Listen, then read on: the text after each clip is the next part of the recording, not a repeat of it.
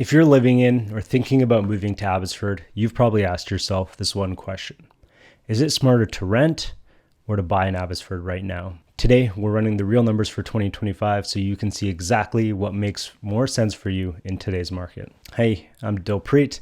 I'm a realtor based in Abbotsford, and I help people move to and within the Fraser Valley. In this video, we're comparing renting versus buying using a $500,000 condo as our benchmark. I'll break down what each option really costs each month, whether you're putting 5%, 10%, or 20% down, so you can see which one fits your goals the best. Before we get into buying, let's start with renting. Right now in 2025, a 2-bedroom condo in central Abbotsford rents for about $2,000, and it could go up to anywhere around $2,500 a month. You're going to need to get half month's rent as a down payment, and there's going to be some other added costs, which include probably insurance and most likely cable or internet or something of that sort. When you're renting, you get flexibility. There's fewer responsibilities, no maintenance, and no surprises, but that money doesn't build any equity. And I shouldn't say no surprises, because your your landlord could all of a sudden say, hey, I need you to move out in X amount of time, and you need to go find a new place and you need to vacate. And specific to Abbotsford, rents have been rising about 10 to 15% over the last 2 years for 2-bedroom condos. And that number doesn't look to be going down anytime soon. Now let's look at buying. If you bought the same $500,000 condo with 5% down, that's $25,000 up front. This doesn't include closing costs, lawyer fees, and all that kind of stuff, but let's not include that for now.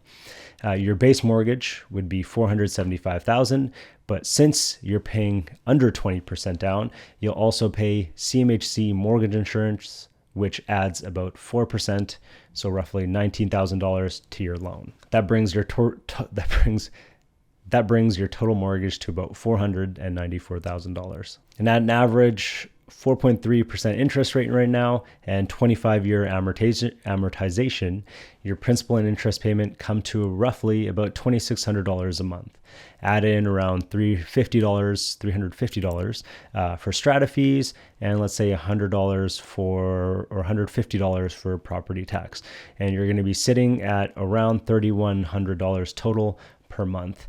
And you could reduce your payment by going a 30-year amortization. For these examples, we're going to stick with a 25-year amortization. So you're looking at about $900 more than renting, but part of that payment is building your equity every month instead of paying off your landlord's mortgage. And I should have mentioned this earlier, but there's also nothing wrong with renting. Some people will live their whole lives happily renting, and they don't have an issue with that because they love that flexibility, and that could be you. So just because I'm giving you these numbers and I'm saying, hey, this could work out for you, it's going to start making more sense a bit later on, you could still decide to rent, because for some people that's just a better lifestyle choice. And honestly, 5% down, I wouldn't recommend any of my clients to do. I just think it's not a comfortable monthly payment to work with. So at the minimum, I would say buy with 10% down. So now let's bump that down payment to 10% or $50,000, and your mortgage drops to $450,000. But there's a CMHC premium, which is going to be around 3.1%, which is around $14,000. So let's say at a 10% down payment, your mortgage is roughly $464,000. Again, at a 4% rate, your payment is around $2,450 a month. With strata and taxes, you're around $2,950 all in. So let's just say $3,000 all in. So you're still paying a bit more than rent, but now a larger portion, about a quarter of that payment, goes right back into your own equity. Now let's talk about 20% down, which is a $100,000 down payment, which is pretty big. Most people can't make that type of down payment unless they can get some help from family or parents, but for some people it is achievable. With a 20% down payment, you skip on the CMHC insurance, and your mortgage is now going to be around $400,000, and you can get a slightly better interest rate. But let's again say you're at around 4% interest rate. So that gives you a payment of about $2,100 a month, plus your $500 in taxes and strata, and your all-in cost, you're looking at $2,600. Once again, if you were renting, the same type of unit would probably cost you around $2,200 to $2,400. So you're still paying just a little bit more, but your money's actually going to equity. You're not just giving it away to your landlord and getting nothing out of it.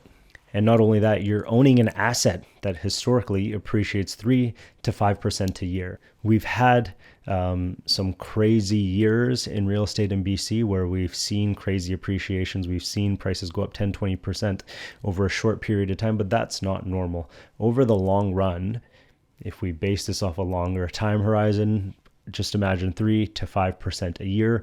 That's what you want to shoot for. You're not trying to buy something for $500,000 in a year, sell it for $600,000. That's just not realistic. So what's better right now in Abbotsford? Renting is going to make sense if you need flexibility, are new to the city, or aren't sure you'll stay long term. But in my opinion, buying starts to make sense if you plan to stay 3 to 5 or more years, because each month you're building wealth and you're building equity and watching rents rise. And not only that, I think just getting in, it's part of a stepping stone. There's a mindset shift when you're in the market and you have to pay that mortgage payment. I know a lot of people, at least, and myself, when that mortgage payment comes, I'm willing to work harder. I want to make more income, and now I want to strive for more as well. With home prices stabilizing and rents still climbing, owning is looking less like a dream and more like a smart financial strategy. And if you can get in, if you can get some help from family, I think it's one of the best buying opportunities I have seen in a really long time.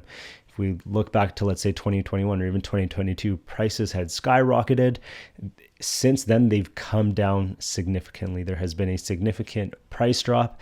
Some people are going to say, wait for prices to drop another 10, 20, 30%. I don't see that being reality, because my mindset is that land is going to continue to get more and more expensive.